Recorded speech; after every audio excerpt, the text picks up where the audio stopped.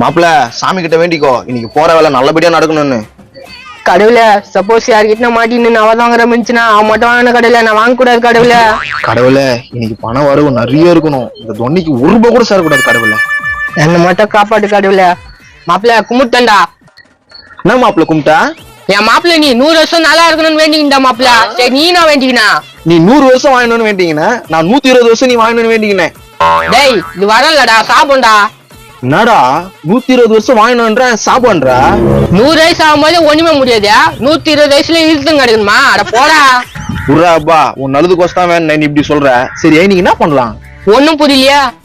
ஆடி பிறந்துடுச்சு அம்மனுக்கு பிறந்த நாள், ஊத்துற கூழு அம்மனுக்கு கூழு, 4 நாள் பிறந்த நாள். மாப்பிள ஆடி மாசம் வசூல் கொண்டாங்க மாப்பிள. நம்பூர்ல வசூலா? இருங்க இருங்க, தேடி வந்து நன்கொடை கொடுக்குறீங்க, வாங்க வாங்க. எங்க வாங்க வாங்க, எங்க கிட்ட நாக்கு இது குடுக்கறதுக்கு? அள்ளி கொடுத்தா அம்மன் அருள் கிடைக்கும். கொடுக்கல கிடைக்காதா? மாப்பிள்ள பிஞ்சுக்கண்ணு எப்படி போய் செஞ்சியா? தெரியலையா? தம்பி கொடுங்கப்பா, வீடு தேடி வந்திருக்கோம்ல. எக்கோ எந்த ஊர் கோயில் இங்க வந்து வசூல் பண்றீங்க? பக்கத்து ஊரு கோவில்ப்பா, உங்க ஊர்ல தான் கோவிலே இல்லையே. யார் சொந்த கோயில் இல்லன்னா தோகுதானா பிள்ளையார் கோயிலா? பிள்ளைகள் எல்லாம் கூ ஊத்த மாட்டாங்க, நான் பேசுறீங்க. அத நாங்க ஊத்திக்கிறோம், நீங்க நடைய கட்டுங்க. தம்பி பிள்ளையார் கோயில எப்படிப்பா கூழ் ஊத்துவீங்க?